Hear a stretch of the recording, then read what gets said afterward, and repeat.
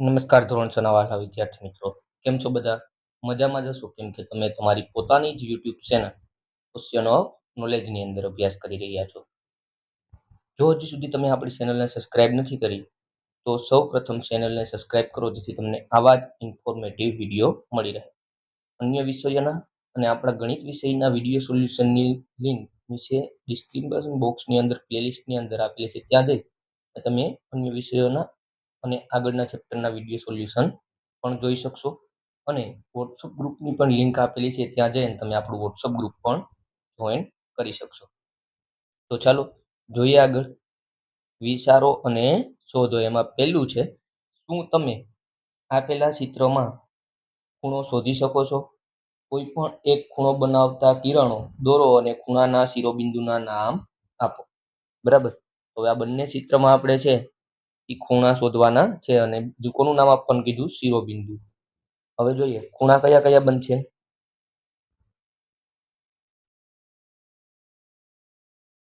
ખૂણા બનાવતા કિરણો પણ દોરવાના કીધા છે. તો જો આ એક કિરણ થયું, આ પણ કિરણ થયું અને આ પણ કિરણ થયું. તો એક તો થશે ડી સી અને ખૂણો બનાવતા કિરણ તો ડી બી અને આ કયો ખૂણો થશે? ખૂણો બી ડી સી અને એનું શિરોબિંદુ શું થશે? શિરોબિંદુ થશે શિરોબિંદુ ઓકે ડી. ખ્યાલ આવે? ત્યારબાદ હવે એક એના પછી જે ચિત્ર આપેલું છે તેમાં આપણે આપણી રીતના નામકરણ કરીએ.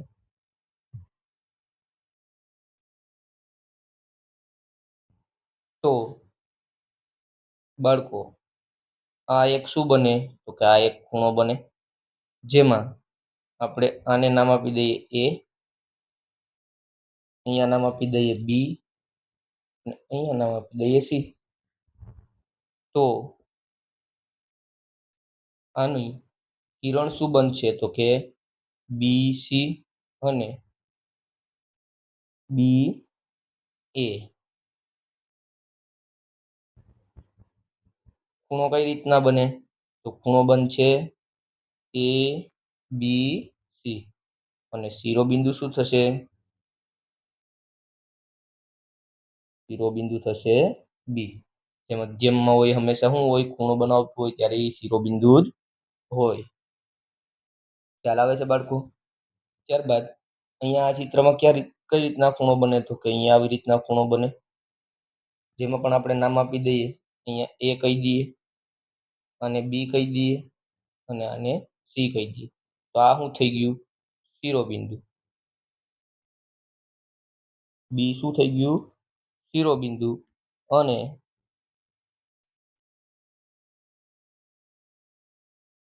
આની અંદર પણ ક્યાં ખૂણો બને છે?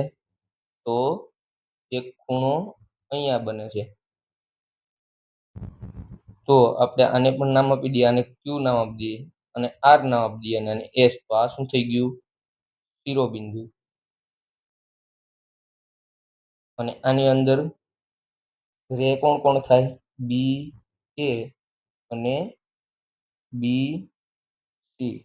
અને આમાં રે કોણ થશે? તો કે આર ક્યુ અને આર એસ. ખ્યાલ આવે બાળકો? ત્યારબાદ પ્રશ્ન ક્રમ 2 છે, બાજુઓ એસટી અને એસઆર ધરાવતો ખૂણો દોરી તેના નામ આપો. હવે બાજુઓ એસટી એટલે આ એસ આ ટી આ એક બાજુ થઈ અને બીજું એસ આર તો અહીંયા થશે આર. ખૂણો દોરી અને તેના નામ આપવાના છે એટલે આ શું થશે? ખૂણો કયો બનશે? ખૂણો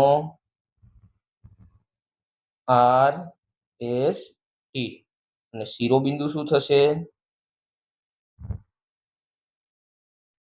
એસ. શિરોબિંદુ થશે એસ. ત્યારબાદ પ્રશ્ન 3 છે, ખૂણો APC ને ખૂણો P તરીકે કેમ દર્શાવી શકાય નહીં તે સમજાવવાનું છે. તો જો ખૂણો A એટલે A છે, અહીંયા P અને અહીંયા C. તો આવી રીતના કેમ ન દર્શાવી શકાય? તો કે જો આમાં ખાલી આ એક ફક્ત એવી રીતના જો આ આખો એંગલ પણ બને છે, એક આ એંગલ પણ બને છે અને એક આ એંગલ પણ બને છે. એટલે જો આની અંદર જો ખાલી ખૂણો P આવું દર્શાવવામાં આવે, બરાબર, ખૂણો P આવું દર્શાવવામાં આવે તો આ કયા ખૂણાની વાત થાય છે એ પરફેક્ટ ખ્યાલ આવી શકે નહીં. એટલે એક આ ખૂણાની વાત થાય, આ ખૂણાની વાત થાય કે આ ખૂણાની વાત થાય. આવી રીતના આમાં ટોટલ 3 એંગલ બને છે, તો કયા ખૂણાની વાત થઈ આપણે પરફેક્ટ જાણી શકીએ નહીં. એટલા માટે એવું એને કહી શકાય નહીં. જો આમાં કયા કયા ખૂણા થાય છે, તો ખૂણો APB, એટલે આ એક ખૂણો થયો APB. બીજું તો કે ખૂણો BPC, ખૂણો BPC. અને ત્રીજું તો કે ખૂણો APC. એટલે આ રીતના 3 ખૂણા બને, જેથી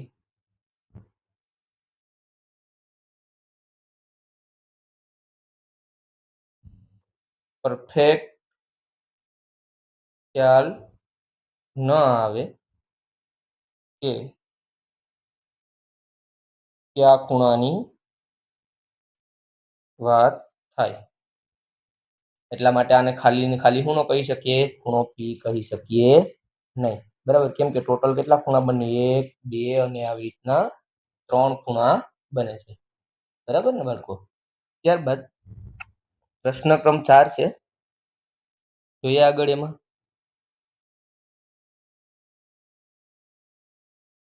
એમાં શું કીધું છે? આપણે આપેલી આકૃતિમાં ચિહ્નિત કરેલ ખૂણાઓના નામ લખવાના કીધા છે.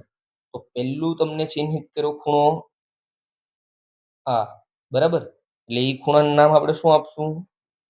ખૂણાનું નામ આપશું ખૂણો, બરાબર, P. અહીંયાથી શરૂ થયું એટલે P, T અને R, બરાબર. એટલે ઉપરનો જે મોટો ખૂણો બને એ અહીંયાથી ચાલુ થઈ અને આવી રીતના ગયો એટલે અહીંયા P, આમ શિરોબિંદુ T અને R. હવે એક આ નાનો ખૂણો બનાવવાનું કીધું છે, બરાબર, આ નાનો ખૂણો. તો આ નાના ખૂણાને નામ આપશું ખૂણો QTR, બરાબર ને બાળકો? એટલે આવી રીતના 2 ખૂણાઓ બને છે તે દર્શાવવાના કીધા, જે આપણે વ્યવસ્થિત રીતે દર્શાવ્યા છે.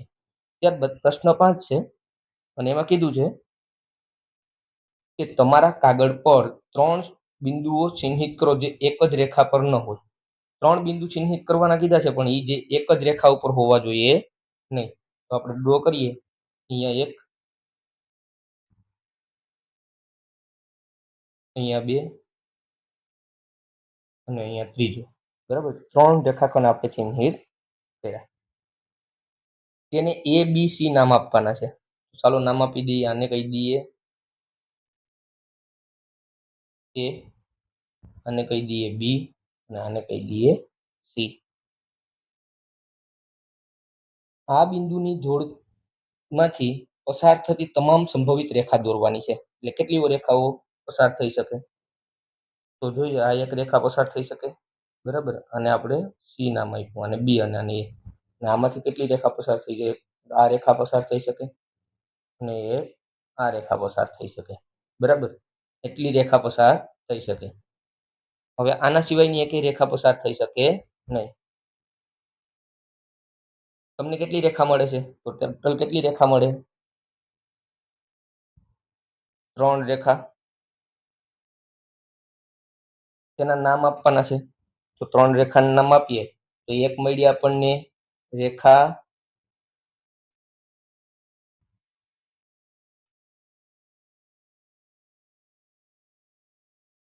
AC, બરાબર. બીજી તો કે AB, અને ત્રીજી એક મળી આપણે એસી, બીજી મળી એ બી અને ત્રીજી તો કે બી સી. આ 3 રેખાઓ આપણને મળે. એ બી સી નો ઉપયોગ કરીને કેટલાક ખૂણાને નામ આપી શકો. જો તે લખો અને આકૃતિ 2.9 માં દર્શાવ્યા મુજબ દરેકને વક્ર ચિહ્નિત કરો.